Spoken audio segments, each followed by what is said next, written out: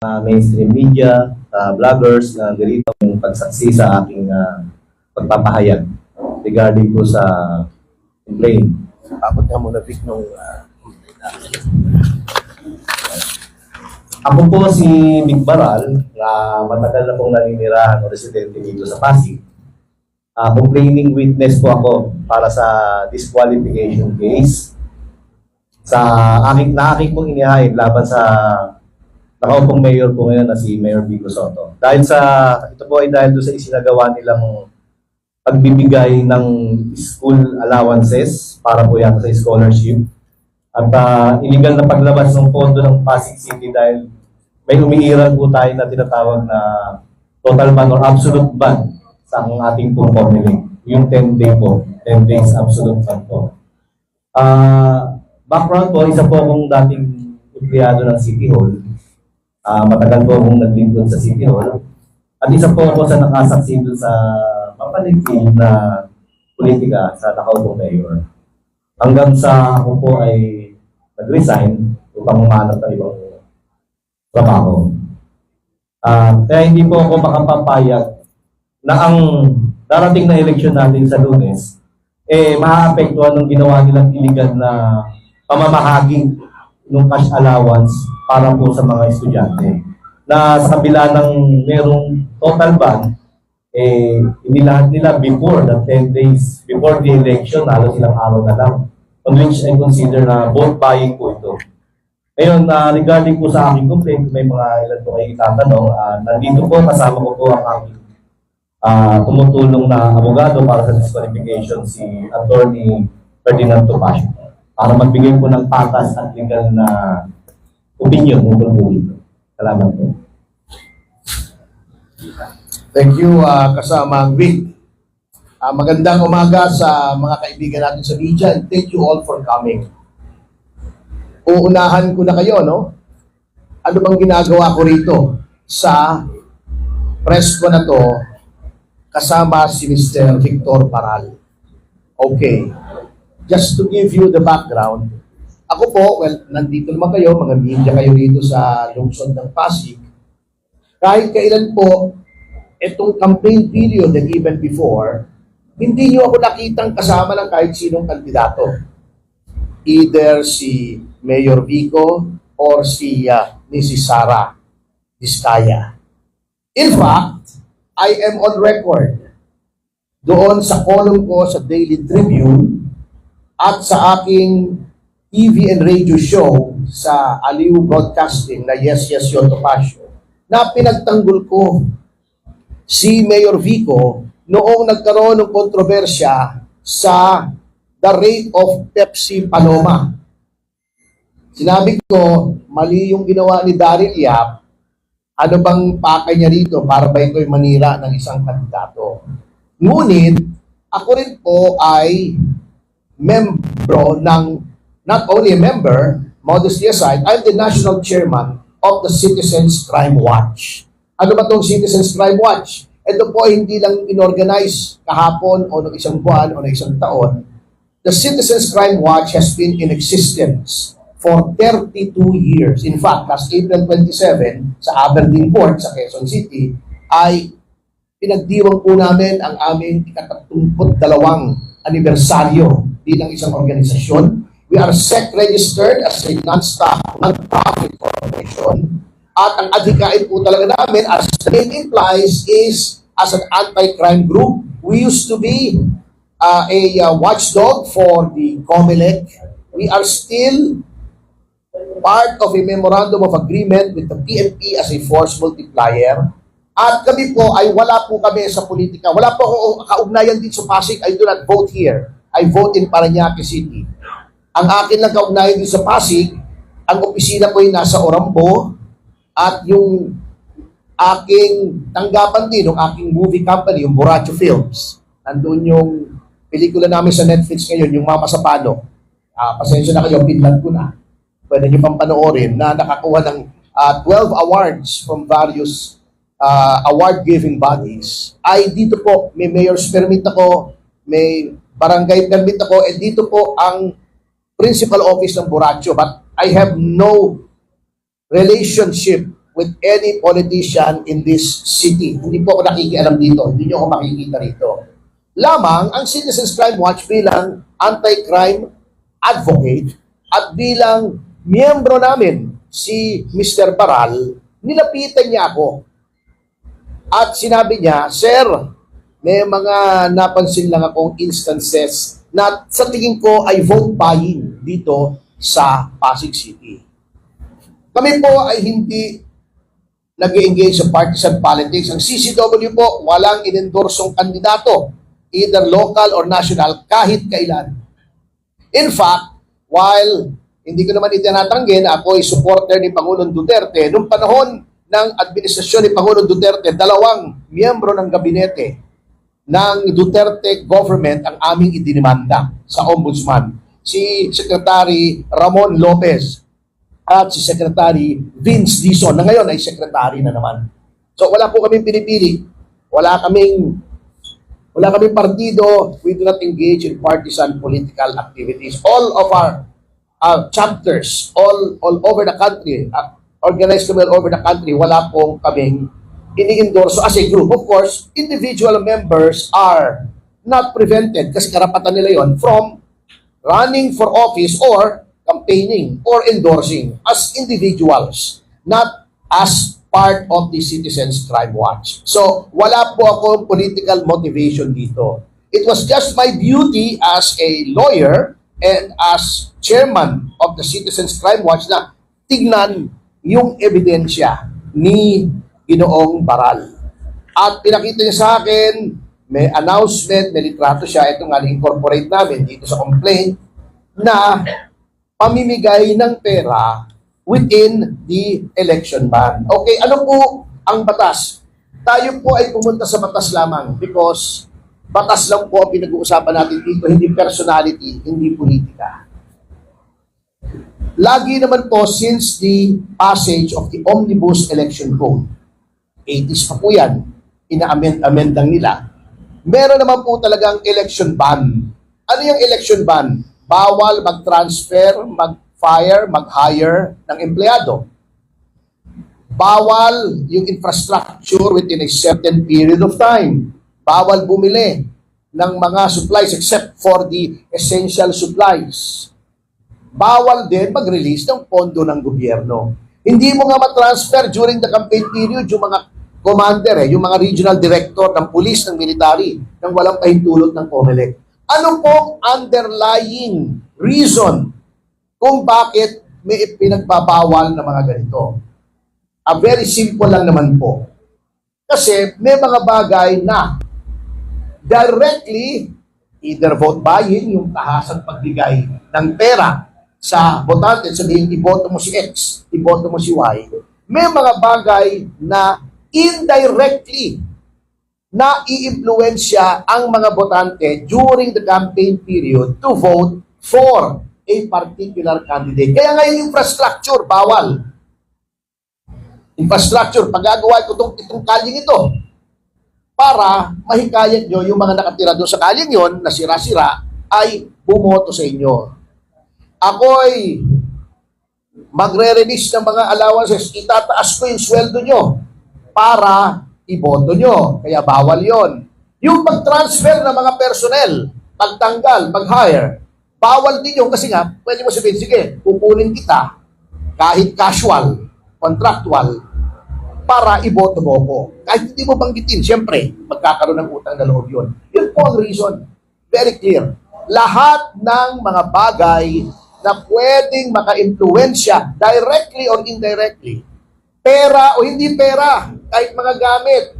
Kaya nga po yung mga election paraphernalia, may mga bawal, may mga hindi bawal.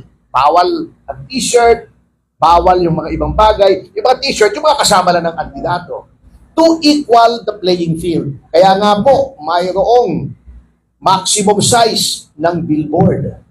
Kaya nga po, even yung pagkain na sa election code, pagka may rally, bawal magpakain. Bakit? Kasi nai-impluensya. Ngayon, may exception naman, siyempre. Yung mga urgent. Ang isa po sa mga exception ay yung mga ayuda, yung AIX. Yan. Kasi, tulong po yan sa underprivileged. Ngunit,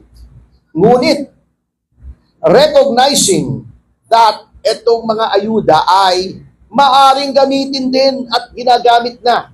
At may mga nireklamo na rin po kaming gumagamit ng ayuda sa ibang bahagi ng Pilipinas. Ay maaring maka-impluwensya sa mga botante. Ipinagbawal ito 10 days before the elections. Wala na ring ayuda. Although within the campaign period na maraming bawal nga magdala ng barel, ay pinagbawal na yung ibang bagay, itong ayuda pinayagan until 10 days before. Malinaw po sa batas yan at nilagay na po namin yan dito sa aming complaint. May exception. Ang exception ay burial, yung pagpapalibing, at medical. Okay, suriin po natin bakit pwede ang medical at ang burial. Kasi hindi mo naman malalaman kung kailan ka mamamatay, di ba? Kasi wala namang gustong mamatay. Pangit kasi yung namamatay eh. Hindi magandang experience yun. Hindi mo rin alam kung kailan ka magkakasakit. Hindi mo alam, nabundol ka ng tricycle, napali yung buto mo, tinakbo ka sa ospital, pwedeng magbigay ng medical. Ito po bang ibinigay? Ito ang katanungan, ha? Ito bang binigay po ng pamahalaang lungsod ng Pasig na allowance ay saklaw noong exemption? Hindi po. Bakit po hindi? Ito po ay hindi medical and burial allowances. Hindi ito tulong sa namatayan o nagkasakit o naaksidente. Ito po ay allowance. At meron pong ipinakitang ebidensya na itong mga allowances na ito ay due noong Enero pa. Bakit bawal ito? Unang-una, program na po itong allowances na ito. Alam mo nang ibibigay. So, hindi siya exempt doon hindi siya pasok doon sa exemption. Alam mo na yan eh. Meron pa nga rito since January dapat ibinigay. Hindi ibinigay. Hinintay yung malapit sa eleksyon. So yun po ang kahinahinala dyan. Bakit hindi mo pa binigay? Bakit inipit mo pa? Bakit lump sum mo gustong ibigay kapag malapit na ang eleksyon, and worse, within the 10-day ban? Yun lang naman po, simple po rito. Wala po ito rito, namumulitika ko, kasi wala naman akong pakialam kung sinong manalo rito sa Pasig, hindi naman ako taga rito. At hindi tayo nakikialam, siyempre. Hindi ko alam kung sino sinusuportahan ni Mr. Paral. At walang katuturan, walang kabuluhan kung sino sinusuporta niyan. Kasi, batas po ang pinag-uusapan natin dito. And the question is very simple. Nagbigay ba ng pera ang pamahalaang lokal during the 10-year ban? At 10-day ban? Ang sagot ay oo. Ito ba ay illegal? Oo. Anong consequence? Sa batas din po tayo tumingin ng kasagutan, dapat yung lumabag sa ban at namigay ng pera na under the law ay considered vote buying kasi makaka-impluensya yan directly or indirectly for a voter to vote in favor of a certain person ay ipinagbabawal ng batas. At ang nakalagay din po sa batas, ang isang kandidato na gumawa po niyan, kandidato o mga kandidato na gumagawa po niyan ay dapat ma-disqualify, dapat tanggalin sa listahan ng dapat iboto sapagkat hindi po karapat-dapat na iboto. I'm talking about the law. Hindi ko sinasabing si Mayor Vico ay guilty na. He is entitled to the presumption of innocence and the right to due process at para sagutin ito. Ang akin lamang, at first glance, bilang isang abogado, bilang isang anti-crime advocate, at bilang isang mamamayan, at bilang isang botante rin, hindi man ng Pasig, but every voter has the right and the duty to preserve the integrity of the electoral process. Para sa amin po ay mayroon pong paglabag at ang dapat gawin dyan, para hindi na sabihin politika rin, ay maghain na lang ng reklamo sa karampatang ahensya ng gobyerno, which in this case is the Commission on Elections. Yun lamang po ang ginawa namin dito. Hindi po komplikado, napakasimple lang po, nothing more and nothing less. Maraming salamat po. Ayun, thank you very much. Attorney, so, base po sa sinabi niyo, yun nga po pwede pong itulog sa COMELEC. And alam po natin na pwede siyang mag-file ng motion for reconsideration in kada acting purpose. And kung sakasakali po may disqualification. So, ano pong expectation po natin dito once na i-file? Lalo na po malapit na yung election. Opo, natanggap po ito noong May 9, kahapon. Kahapon nga, no? Tama. Kahapon. Baka magtaka kayo kung bakit yung pecha, tinignan ko yung relo ko, may pecha kasi yung relo ko eh. Masasagutin po siya rito, si Mayor Vico. At may magkakaroon naman siya ng pagkakataon na i-refute, na tugunan itong mga aligasyon dito. So, dadaan naman po to. Kaya tama po ang ginawa namin ni Mr. Paral na ibinigay, alam po namin, ipinagbigay alam namin sa proper agency which is the COMELEC. At ayon sa nakikita ko ay very serious ang Commission on Election sa mga against vote buying. In fact, meron silang Facebook page exclusively dedicated na pwede kayo magsumbong ng mga instances ng vote buying. Thank you very much po. Open for questions. Good morning po, Noli Liwanag ng Diyan Pilipinas. Yes, Para Tony. kay Mr. Paral o sa inyo, sir, morning. Also, na-mention niyo po, allowance po ito. Ano-anong school po yung nabigyan ng mga estudyante? And ano po yung mga requirements ito para makapag-appeal yung isang estudyante? Thank you po. Kailan po?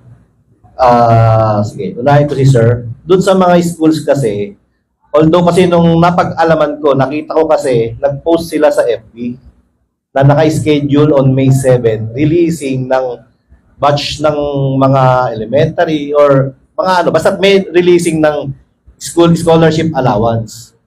Nung pagkakita ko noon, nagbabasa po kasi ako talaga nung nakasubaybay ako sa ano ng COMELEC. Although pagka meron po ako napapanood sa TV na tungkol sa mga ganyan. Kaya nagkaroon ako interest. Pero nung nakita ko po, dito sa Pasig, sabi ko, bakit magre-release? Alam ko naman na bawal yan. So, nung May 7, na naka-schedule, nagpunta po ako sa Tanghalang Pasigueño. At doon ko po nakita yung pila ng maraming tao, kasama yung magulang at yung bata. Then, nagtanong na rin po ako doon sa taga City Hall. Yun nga po, releasing ng allowances ng mga estudyante. Hindi ko na po tinanong kung ano-ano mga eskwelahan po yun. Pero base pa lang doon sa sinabi na pag-release ng allowance, pumasok na sa isip ko kagad, teka, bawal to. Nabasa ko po kasi matagal na yung 10-day election ban on releasing ng mga ganun. Tapos sabi ko, bakit ganito? Almost 6 or 5 days na lang yata, sabi ko, bakit mag-release ng ganito? At meron pa silang sumunod, kinabukasan, may May 8 pa.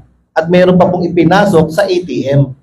Sinusubaybayan ko. So, nagsubaybay ako sa FB, nagpunta ako sa Tanghalan, tinignan ko po yung kaganapan at yun po yung aking mga nakita. On which, bilang isang member ng Citizens Crime Watch, naghingi pa ako ng tulong kay Atty. Passion. Sabi ko, Attorney, meron kasing ganito, gusto ko lang maliwanagan. Baka po may exemption, pero sa pagkakaintindi ko ng total ban, parang dapat with the exemption, hindi papasok to sa 10 days. Dahil allowance to yung program to eh. So yun po, tinulungan po ako ni Atty. Question po. Sa ko nalagay. May mga litrato kayo. May mga social media pa. Sir, Justin Asio po ng Abante Radio. Sir, nabanggit ko kanina na kayo po ay empleyado po dati ng Pasig City Hall at nag-resign po kayo. Kailan po ito? 2024 po ako nag-resign, February. February 2024 po. Sir, nabanggit niyo po kanino pong post yung nakita po ninyo na may release ng student paper? AI mo po. And po. Nakapalimutan natin pakita, sir. Pasig City, yung Pasig City Scholarship Office po. Ito po. Yung screenshot ko po yan. Yan po. Tapos meron pa po yung isa yun. Yung announcement. Yan po. Nakaano po yan sa FB, nakapublic naman po. For attorney po, just to clarify lang po, nakapaghain na po tayo ng reklamo sa COMELEC. Kailan po ulit, attorney? Kahapon po, hindi na po ako nakasama kasi sapagkat may kompromiso po ako but we assisted itong si Vic na gumawa ng complaint kasi hindi naman siya abogado. Base doon sa pinakita niya. Marami siyang pinakitang ebidensya. May announcement na na-confirm naman namin. May litrato, may mga litrato at more than that, para makonfirma na natanggap, yung mga, may video pang pinakita sa akin at to confirm, eto, finlex pa ng mga nakatanggap sa kanilang mga sari-sariling mga social media accounts yung pagtanggap nila ng pera, 7,000 ba yun? 7,500. Ito, si Eliza Marie. Thank you po, Pasig City Scholarship Office. Thank you, Mayor Vico Soto. Also, Pasig taxpayers. May pambili ng school supplies. Yan. Ito pa. No Miss Sean is with Michael Simon and Sheila De La Peña Simon. Thank you po again, Mayor Vico Soto at sa Pasig Scholar at mga LGU. Yan. Naka-thumbs up sila. Pinapakita pa nila yung pera, yo. Ang batang nakatanggap ng 7,500, sobrang saya, sabi ni Jen Jordan. Namang inasal lang daw siya tapos sa akin na daw ang pera. Thank you, Mayor Vico Soto, Pasig Scholar. Yan, marami pa pong ganito. 3 lamang po yan dun sa example namin kasi medyo madalian po ang pagkagawa namin. So, very clear po. Number 1, may release ng pera. Number 2, natanggap ng mga recipients na mga botante yung pera. Number 3, ang perang nirelease ay 7,500. Number 4, lump sum ito, yung iba nito due noong Enero pa, etc. Pero ngayon lang nirelease. Number 5, the releases fell within the 10-day ban on releases of public funds. So, yun po ang klaro rito. Salamat po. Attorney, just for the record po, naghain po tayo kahapon sa Yes, oo. ang reklamo po ay Siya ang nag-ahin eh. Ito po ay for disqualification against Mayor Vico Soto, which is administrative in nature. Iba pa po ito sa violation ng Omnibus Election Code which carries penal provisions. So, hindi po yun ang inihain namin. Administratibong kaso po lamang. Hi, good morning po. My name is JC from Rattler. Yes, Are you aware po lang, sir, just now lang kasi si Mayor Vico Soto posted sa Facebook niya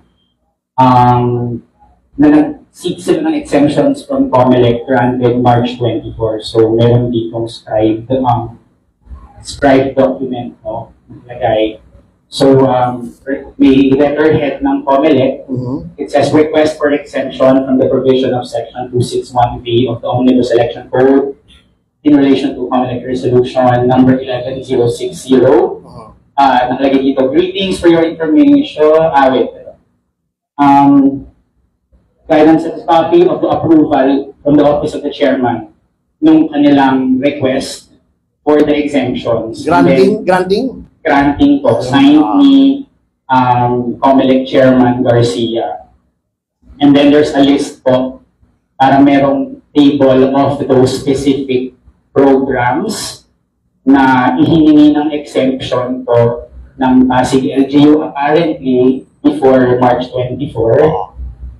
Ayun. The request covers the exemption of the following. So mahabang listahan po ng mga items. Tapos by virtue of authority granted upon me under COMELEC Resolution 11060 as amended, the recommendation of the Law Department is hereby approved. So the Law Department recommended approval of the request, and then merong reply si COMELEC Chairman Garcia approving the recommendation of the Law Department. Yun po. Okay, so that should be a matter of defense. I-raise niya kung gano'n. At tingnan natin if that exemption is also a valid exemption. Kasi hindi porket in-exempt ka, valid na yung exemption eh. Kasi ang exemption lang talaga nakalagay dito ay burial and medical services. Kasi kung i-exempt mo lahat, ay di, para ano ba yung ban? What good is the ban? What good is a ban if everyone will be exempted? Diba? So, matter of defense, wala namang problema. Kaya nga sabi ko, he is entitled to due process. Were you aware po na nag-submit sila ng request for these exemptions? Hindi kami aware, but we are banking on the general provisions of the law na ang exempt lang talaga ay burial and medical expenses. Kaya nga, may proseso tayo. Sige po. Alam mo naman, aware ang Rappler dyan. Alam nyo, kampi yung Rappler kay Vico obvious naman eh. Pero okay lang, we don't care because ang COMELEC naman ang ano dito eh. Okay, I would just like to clarify the exception to the statement na may campaign. We cover fairly, which is why we are here, and which is why I'm sure everyone here has seen me covering the purposes of the opponent now. So I just would like to take exception to that statement. Now, this question po is to Mr. Boral. Rappler never covers fairly. That is a fact. You never cover fairly. On a personal note, nothing to do with this. Rappler has always been biased. Kaya nga nadedemanda yung founder nyo di ba? Well, sir, again, the pagdedemanda is a matter anyone can file a case, right? Convicted eh, convicted. Let us not make this about the outlet that I represent, Hindi, right? sinabi ko lang, I just said, because it seems that you're the only one aware. And then, now talking to Mr. Doralvo, I'm sure nakikinikita nyo na yung masasabi ng netizens, ng reactions on social media, who will say na baka pakawalan kayo ng kabilang hand. So, what would you say to that? Well, to be honest, sabi ko nga kanina, I'm a former city government employee on which na isa ako sa mga nasikil noon, although nagkaroon ako dati kasi ng on a high position sa City Hall, pero when napalitan yung administration, I observed and isa ako sa mga nalipat na muntik pa kang gawing utility. Eh, syempre, kahit naman sino na may aral, may pinag-aralan, ilalagay mo sa ganun. Dahil lang sa previous administration. So, tinanggap naman namin. But, ngayon, nung ako ay isang ordinaryong mamamayan na naninirahan sa Pasig, syempre, nung lumaban na si Ate Sara, sumuporta ako. To be honest. And dahil sa pagsuporta ko, at bilang isang membro ng Citizens Crime Watch, syempre pag may nakita kang krimen, aware ka, yun yung aming trabaho dyan, yun aming sinumpaan dyan eh. Eh naka-observe nga ako ng gano'n, nakita ko, teka parang mali naman talaga, miski naman sino, at miski ang mismong taga-kasama ko sa trabaho dati, nagkukwento sa akin, parang mali yun. So ako, naglakas loob talaga ako, nang lumapit na kay attorney, tulungan mo ako. Tama ba to? Eh, may nasa kong batas na pagkakaintindi mo ng batas, whether it has an exemption, when you say total ban, siguro masusupersede yung exemption. Kasi, unfair naman. At para sa kalaman na natin, kaya ko rin po nilakasan ng loob na magkumbig. Kung ito po, ay mababaliwala at mangyayari every election, sa tingin ko, wala na pong masasampulan. At wala na. Ganun na. Every election yun na gagawin po ng mga re-electionists. Dahil naging precedents na po eh. Napayagan. Pwede pala. May exemption pero may exemption ulit na pwede rin pala. Bakit pa tayo naglagay ng ban? Tama yung sabi ni attorney. Bakit may ban pa? So sana sinasabi sa batas yun, may total ban pero pwede kayo mag-file ng exemption. Ganun ka-tricky yung batas. So ngayon, nalaman namin may exemption. Kaya lang siguro, ang pagkakaintindi ko po, kahit nabasa ko po yung batas, ay yung exemption nila, ang pagkakaintindi ko pagka sinabing total ban, wala po lulusot doon. Lalo na sa pamamahagi ng pera. Yun lang po ang pagkakaunawa. Sasabihin lang ako. Yung ganong question reveals your bias. Ito mo ha. Ano bang problema kung pakawala siya? Does it change the law? If there is a violation, there is a violation of the law. If there is no violation, there is no violation of the law. Ang tawag dyan sa logic, yung sa argumentation and debate nung nag-aral tayo ng college, ad hominem. At yung genetic fallacy. You're attacking the source. You're not attacking the facts. You're not attacking the merits. Oh, that very question in itself reveals your bias. Kahit pa kandidato siya laban kay Vico, kahit pa si Sara Diskaya siya kasi change the law, will it change the facts? So, yan, kitang-kita nyo na yung Sorry bias. to take up time, no? But gusto ko lang din pong sabihin na kasama po kasi yun sa tinatanong ng taong bayan kapag mayroong balita. They want the whole picture, the context. Hindi naman po ako abogado. This is journalism. Pagkikwento ng mga pangyayari, kasama yung konteksto, yung ano yung universe na pinagaganapan, yung pinag-uusapan nating incidente or event na nire-record. So that is your view and I respect that. We know what ad hominem means. But also, I am asking a question as a journalist na ito yung mga bagay na itatanong din naman ng tao pag lumabas ang ulat. Gusto nilang malaman, nilang background check. Kasi either side, kung yung kandidato, yung kalaban ng kandidato, people want to know the background. Anyway, this is not about us for me. Thank you for the time. Thank you, oo. Pero yan ang tinatawag na slant. I'm also a journalist. I've been a journalist for 25 years, tabloid. I write for the Daily Tribune. I've been writing for Philippine Star for 17 years. I'm a director of the National Press Club. Huwag na tayo magbulahan. Alam naman natin ang tawag sa slant ng news. Kaya naman, oo. Questions? Anybody who wants to raise questions? Sir, hindi po ba kayo nag-alala na natakot? Nagkaroon ng takot sa sarili dahil siyempre, movement mayor po ang inyong inaasa. Well, to be honest, miski nung panahon ni Mayor Eusebio, pag may nakita akong mali, nagsasalita. To be honest po, alam po yan ng mga dati kong kasamahan. Yung dati kong hinawakan na isang unit, pagka may kulang, may mali, sinasangguni ko, iniaakyat ko kay Mayor Bobby para ipaglaban yung para sa mga tao ko. Ganun po ako. At bilang isang membro nga, kaya nga ako sumali sa Citizens Crime Watch. Dati pa po akong membro ng mga Bantay Bayan, Philippine Eagle, lahat po ng mga ganyan, sumasali ako kasi gusto ko makatulong din, maging force multiplier, at maging isa sa mga mata ng taong bayan na tutulong kung may pagkukulang man siguro ng gobyerno.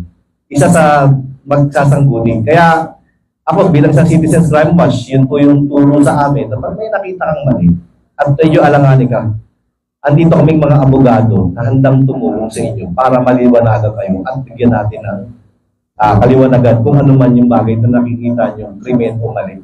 Yun po yun, naglakas loob sa akin. At sa tingin ko naman na kahit naman siguro sino, basta nasa hanay ka ng katotohanan, Diyos ang nasa loob. At pero po, kuya, Dadagdagan ko lang, with all due respect. And in fairness to Mayor Vico, I don't think there will be any repercussions. Aside from sasagutin niya ito, at yun nga, baka i-raise niya yung motivation, pero I don't think there will be any repercussions. In fact, sabi ko nga, ako on record, tignan niyo yung mga broadcast ko, malimit kong puriin si Mayor Vico. Pinagtanggol ko pa nga siya kay Daryl Yape. Wala akong pinakapian dito, and I think he's a good man. Kaya lang, siyempre, pag kami ginawang mali, you have to call it out as a citizen and as a lawyer who is an officer of the court and who took an oath to redress grievances wherever they may be found. But I don't think may dapat ikatakot si Mr. Baral o ako o kahit sino sa atin sa ilalim ng pamamahala ni Mayor Vico. Alright, Mr. Victor, question ako. I have been covering in Marikina, and as all you know, pareho sila may show, false orders, Si Marcy, yes, pareho ano. And also, I've also had an interview with Comelec, and sa local po yun. I'm just curious kung saan yung po i-deny. Kasi yung mga exceptions, it was very clear na may po ang ating yung IEs tupad, and dapat may presence ng DSWD and may form.